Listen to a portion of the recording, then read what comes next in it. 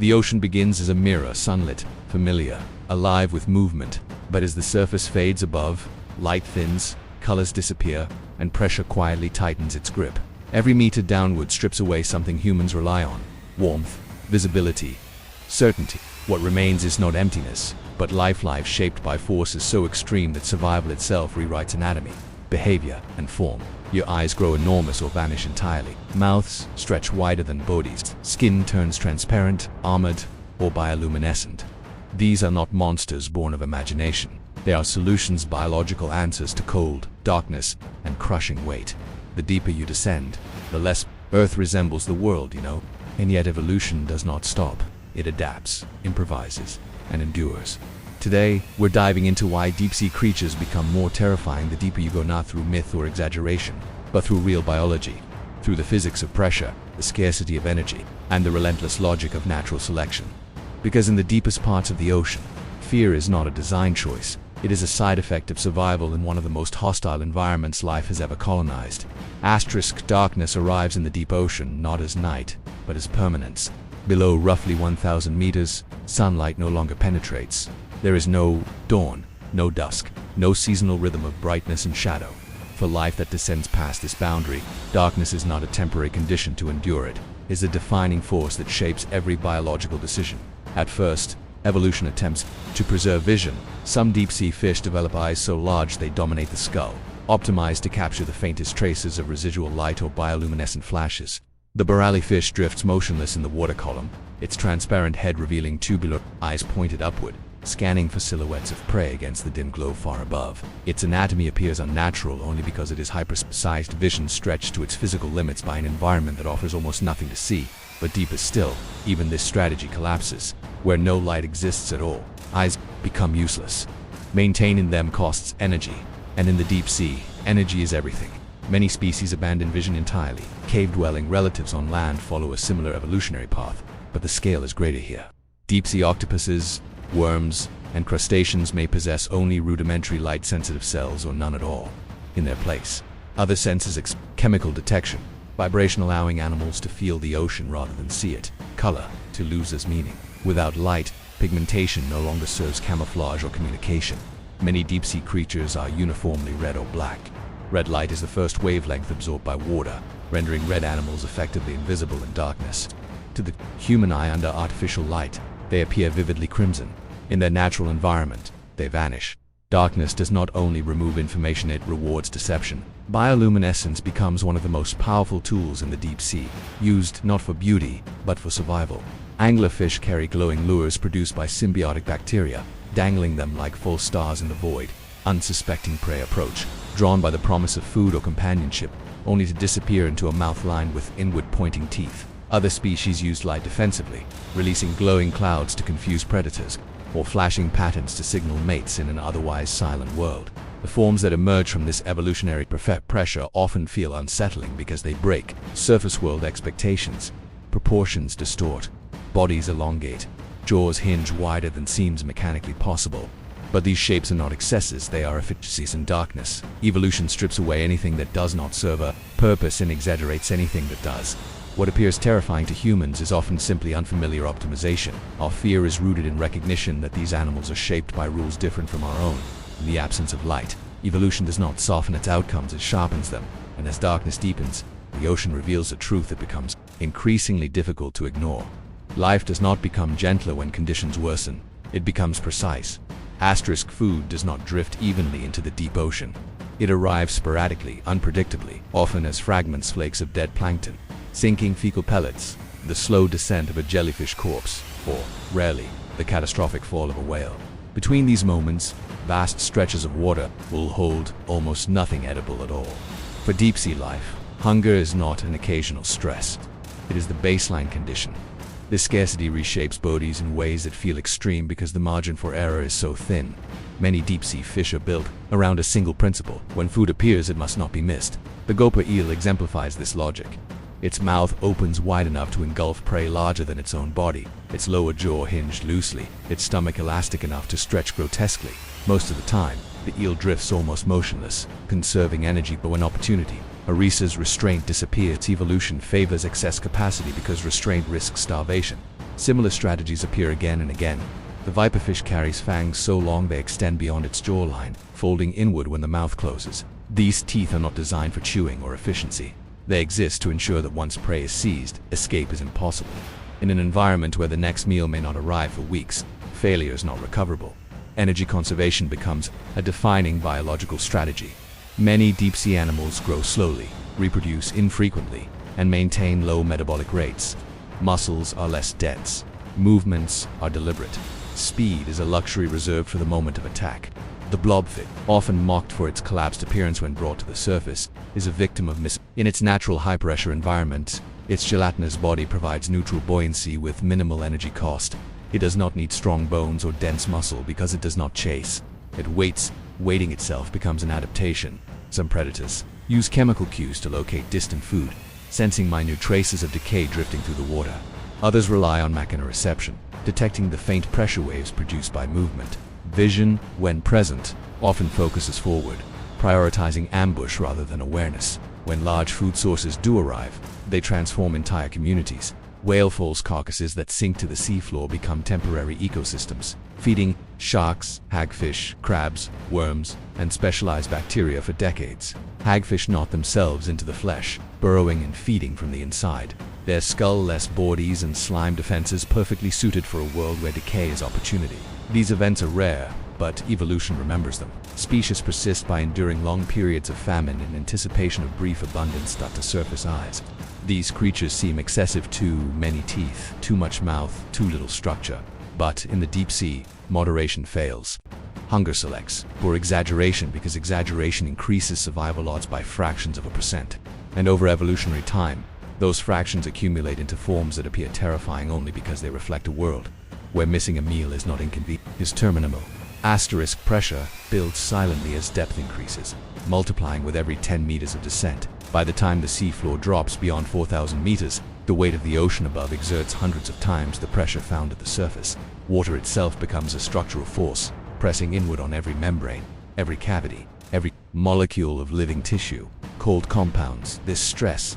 Temperatures hover just above freezing, stable but unforgiving. Together, pressure and cold define the physical limits within which deep-sea life must operate. Rigid structures struggle here. Air-filled spaces collapse.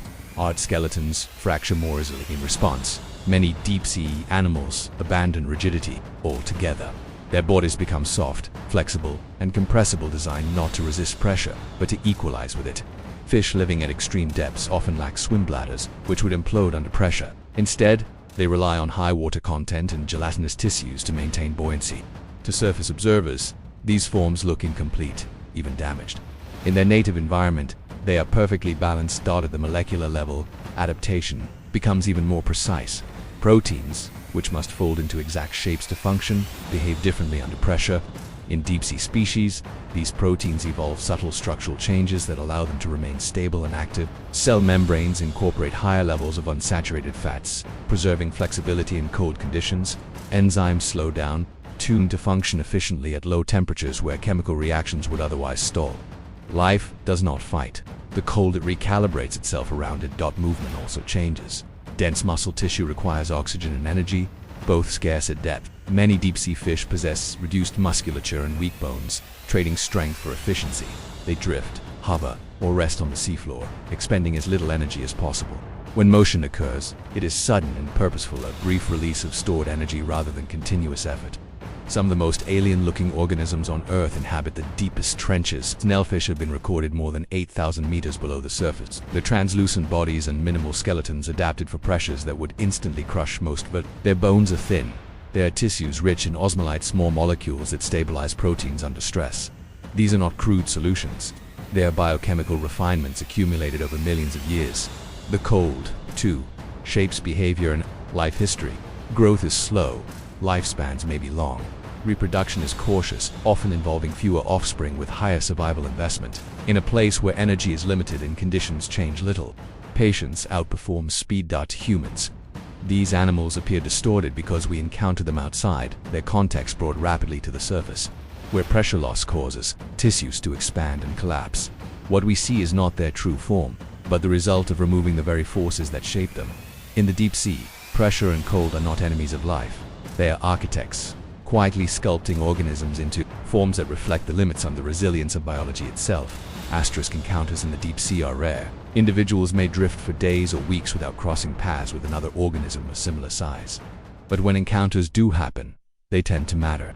In a world of scarcity, darkness, and isolation, interaction is often inseparable from risk. As a result, deep-sea life evolves around a simple reality. Survival depends on controlling the outcome of the few moments when another living body enters. Reached bioluminescence becomes one of the most versatile tools in this environment. Light is used not only to lure prey, but to mislead predators and communicate across distance. The dragonfish carries photophores along its body that emit blue light invisible to most deep-sea animals, paired with a red light that only it can see. This private wavelength allows it to illuminate prey without revealing itself, a biological equivalent of night vision. Such adaptations appear sinister to surface observers, but they arise from evolutionary arms races fought in near-total darkness. Deception extends beyond light. Many deep-sea species rely on transparency or mirror-like skin to vanish against the faint background glow. Others mimic inanimate debris, drifting like fragments of organic matter until prey drifts close enough to capture. In this environment, being noticed too early often means death. Survival favors ambiguity, forms that are difficult to identify until it is too late. Reproduction, too, reflects the brutality of isolation. Finding a mate in the vastness of the deep ocean is statistically unlikely, and evolution responds in extreme ways. The anglerfish again provides one of the clearest examples. In several species, the tiny male permanently fuses to the much larger female, sharing her bloodstream and losing his independence. What appears grotesque is, biologically, a solution to near impossible odds. Once fused, reproduction is guaranteed whenever conditions allow. Parasitism and symbiosis flourish where energy is scarce. Many deep-sea animals host bacteria that help them digest difficult food sources or produce light. Others tolerate parasites as a trade-off, losing some resources in exchange for survival advantages. Even death itself becomes integrated into the ecosystem. When organisms die, their bodies do not go to waste. They become stepping stones of energy, sustaining others in a chain that may persist for years. Predation is often decisive and final. Teeth curve inward, jaws lock. Escape responses are minimal because fleeing requires energy few can afford. Instead, defenses focus on avoidance, misdirection, or making capture physically difficult. Some species inflate themselves suddenly, increasing apparent size. Others deploy spines or toxic tissues. These are not constant threats, but last resort measures activated in moments that define survival. To human observers, these strategies feel unsettling because they expose biology operating without excess compassion or redundancy. The deep sea does not allow room for inefficiency. Every interaction is weighted with consequence. Evolution responds not by softening life, but by narrowing its streamlining behavior and anatomy toward outcomes that maximize survival in rare high moments. That as depth increases, life does not simply grow stranger, it becomes more honest. There is little space for display or comfort. What remains are organisms shaped by the expectation that any meeting could be the last, and by the relentless evolutionary pressure to make sure it is not. Asterisk, the deepest parts of the ocean are not defined by what we know, but by how much remains unseen. Even now, only a fraction of the seafloor has been directly observed, and the Hadal trenches, the narrow scars plunging beyond 6,000 meters, remain among the least explored habitats on Earth. Yet life persists there, pressing against boundaries that once seemed absolute. In these depths, familiar biological assumptions begin to unravel. Vertebrates were long thought incapable of surviving the pressures of the deepest trenches. That assumption ended when snailfish were recorded moving calmly along the trench floor, feeding, reproducing, and behaving not as anomalies, but as established residents. Their presence forces a reconsideration of where the limits of complex life truly lie. Evolution, it seems, does not approach boundaries cautiously. It tests them relentlessly. Each deep-sea expedition uncovers organisms that do not fit neatly into existing categories. Some possess genetic adaptations that stabilize DNA under extreme pressure. Others rely on microbial partnerships so integrated that separating host from symbiont would mean death for both. These are not isolated curiosities. They are evidence that evolution continues to explore pathways largely invisible to us, refining strategies in environments that change little over millions of years. What makes deep-sea creatures feel terrifying is not aggression or intent, but indifference. Their bodies are not shaped to be seen, understood, or admired. They are shaped to function. Human fear emerges when we recognize that these organisms evolved entirely without reference to us, without light, without air, without warmth, without any of the conditions that define human life. They are reminders that biology does not trend toward familiarity or comfort. It trends toward persistence. The deeper we go, the more evolution reveals its willingness to abandon convention. Symmetry becomes optional. Beauty becomes irrelevant. Complexity remains, but it expresses itself through efficiency rather than elegance. These creatures are not failed versions of surface animals. They are specialists, occupying niches so extreme that few competitors can follow. And yet, for all their alien appearance, deep-sea organisms are bound by the same biological principles as every other form of life on Earth. They metabolize, reproduce, adapt, and die. They are not outside nature, they are nature, operating under constraints that most life never encounters. As exploration technology improves, the deep ocean will continue to yield discoveries that challenge human expectations, but it will not resolve the mystery entirely. There will always be depths beyond reach, species beyond observation, and adaptations that remain undocumented. The terror we feel is, in part, the discomfort of incomplete knowledge. In the end, deep-sea creatures are unsettling because they expose a truth we often avoid. Life does not evolve to be recognizable. It evolves to survive. And in the deepest parts of the ocean, survival produces forms that remind us how narrow our own environmental window truly is and how vast the possibilities of life remain beyond it.